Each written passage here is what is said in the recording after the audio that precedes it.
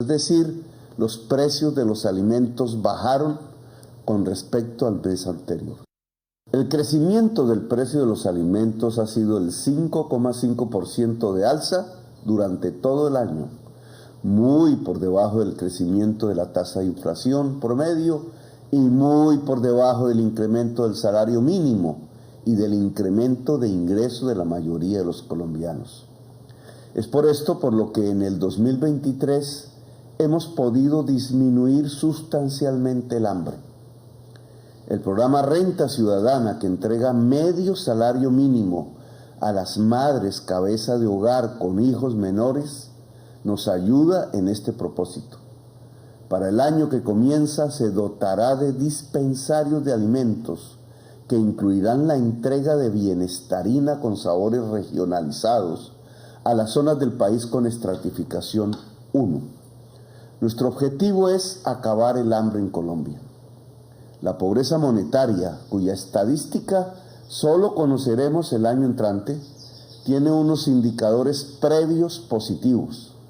La inflación del año 2022 golpeaba más a los pobres que a los ricos y desde tasas de 2 dígitos.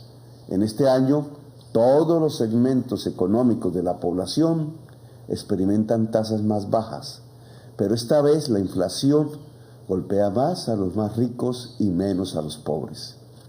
La población pobre cerrará con una tasa del 8% de crecimiento de los precios de los bienes que consumen. Este hecho nos permitirá reducir los niveles de pobreza en el país. Redujimos el desempleo a 1 dígito y hoy con un 9% de desocupados tenemos una de las tasas más bajas en el siglo que llevamos recorrido.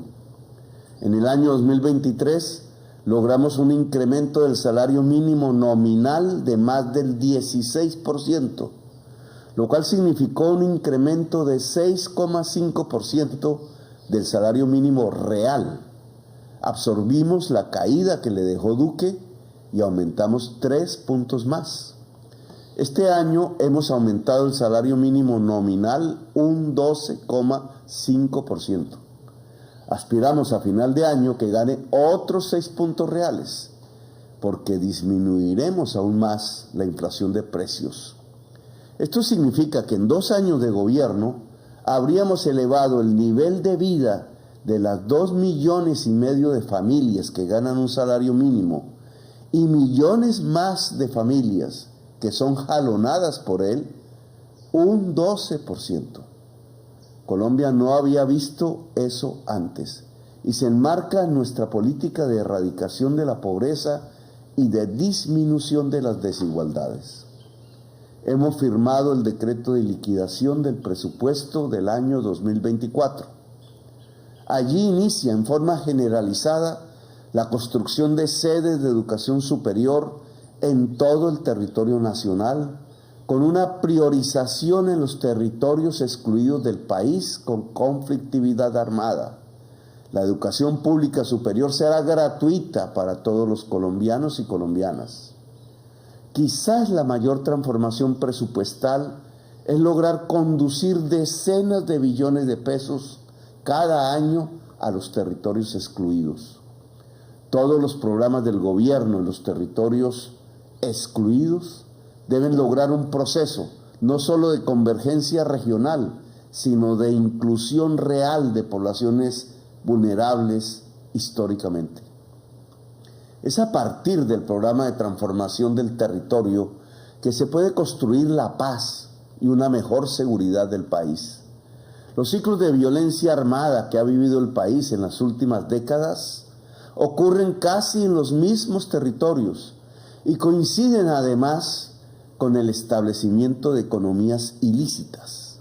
El Estado ha fracasado en estos siglos en incluir esos territorios y sus poblaciones dentro de procesos económicos de progreso. Por eso las economías ilícitas son su alternativa y con ellas la profundización de la violencia.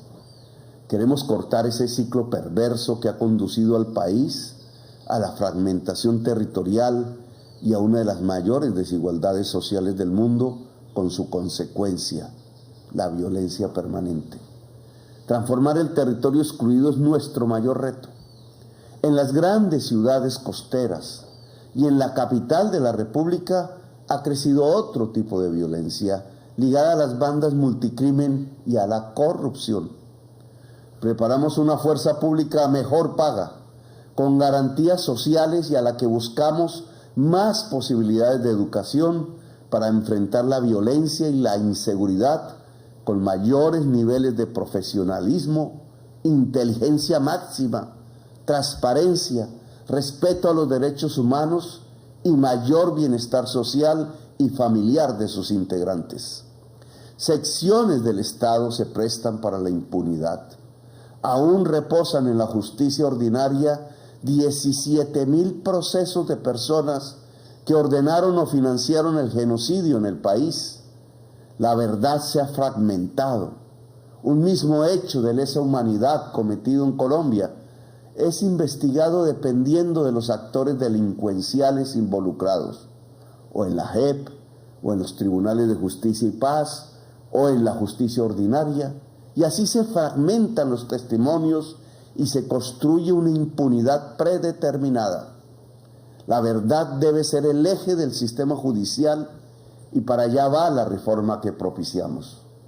Al Congreso de Colombia se le han presentado varias reformas fundamentales. La reforma laboral propone que si usted es un asalariado, se le pague el doble si trabaja en festivos y dominicales o si trabaja en horarios nocturnos. Se trata de recuperar no solo un mejor salario y recuperar el descanso, sino, además, mejorar la estabilidad laboral. Queremos un empresariado que entienda, como en todo el mundo lo hace, que la ganancia no se extrae por extender la jornada laboral al máximo, transformar a la trabajadora en un objeto desechable sin ninguna estabilidad o sobreexplotar al máximo la fuerza laboral. La ganancia crece, al contrario, con una fuerza laboral más estable, más educada y por tanto más productiva. No es el látigo, sino la inteligencia en la máquina lo que hace más productivo al trabajador. Entre más productividad tiene la fuerza laboral, más altos pueden ser sus salarios reales, más rica es la sociedad y más ganancias crecen en el país. Hemos presentado una reforma al régimen de pensiones.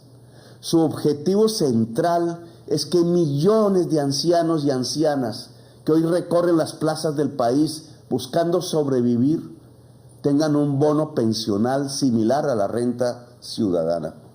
El programa se puede financiar precisamente con el presupuesto público que se liberaría si el Estado deja de subsidiar los actuales pensionados y sus pensiones y éstas entran a financiarse con las cotizaciones que se quedan en administración en los fondos privados y que en su mitad ya se han ido al extranjero.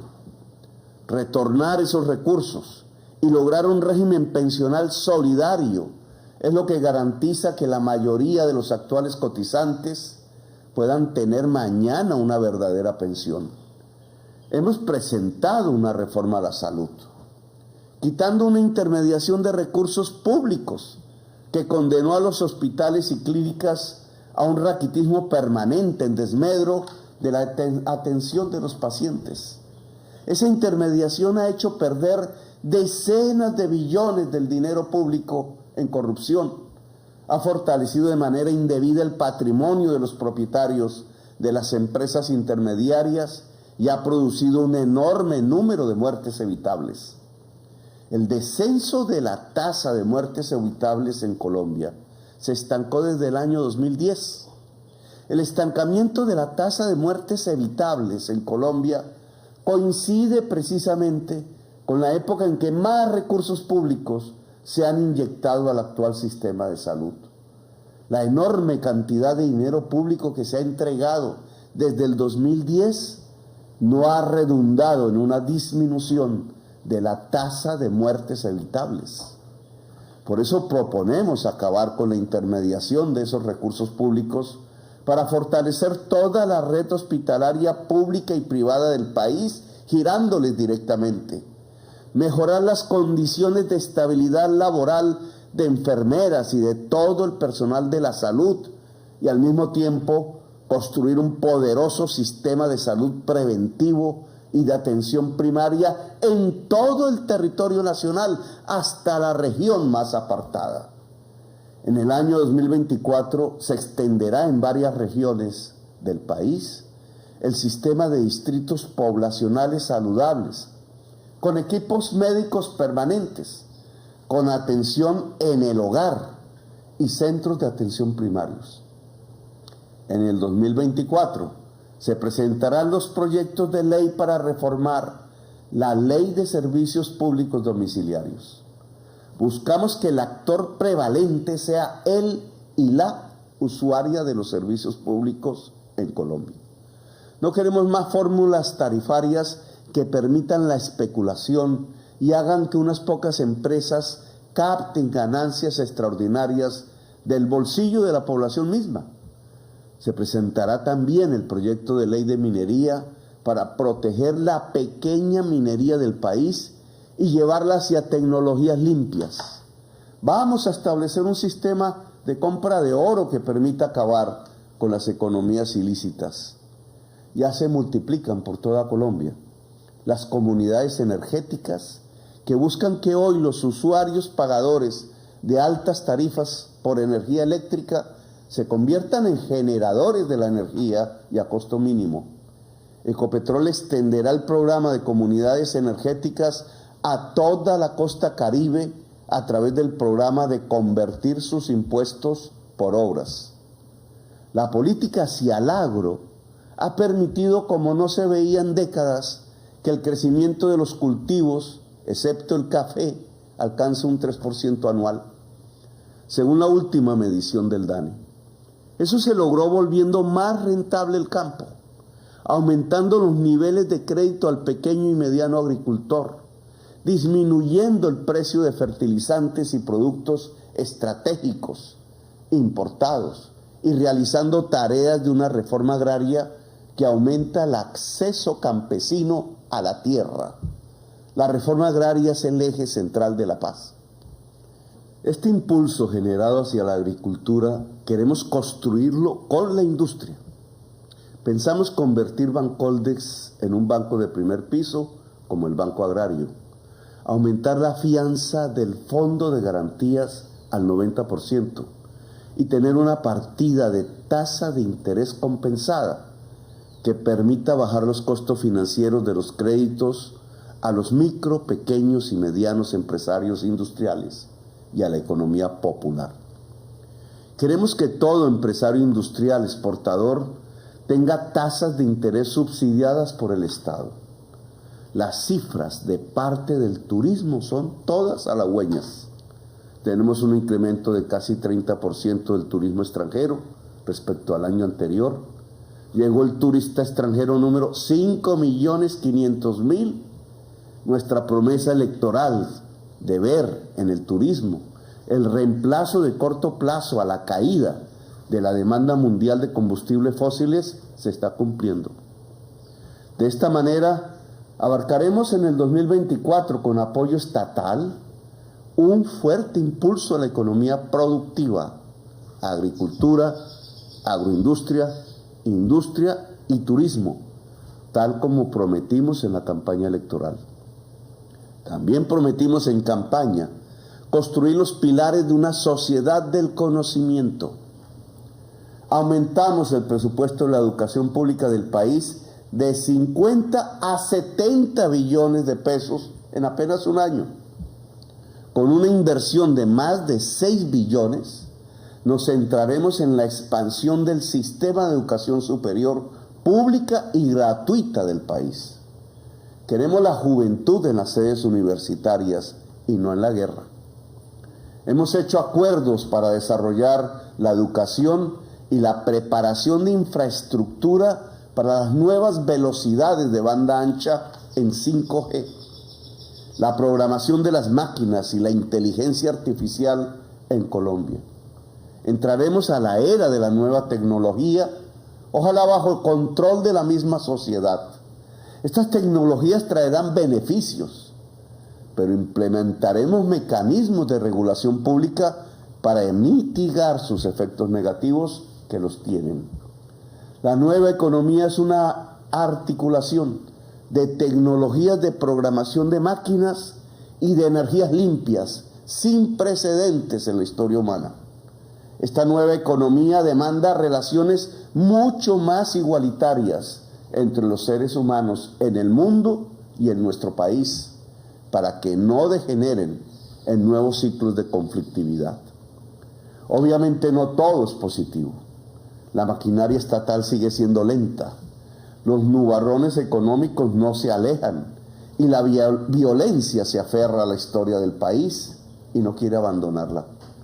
Sin embargo, hoy el país es conocido en todo el mundo por su empeño para superar los principales problemas de la humanidad: la crisis climática y la guerra. Hemos estado en la vanguardia de la lucha mundial por la vida y por la paz. Hemos denunciado las injusticias en el mundo porque no las queremos en Colombia. Colombia se comporta como una potencia de la vida. Hacia allí va todo nuestro empeño. Un feliz 2024 para todas y para todos los colombianos.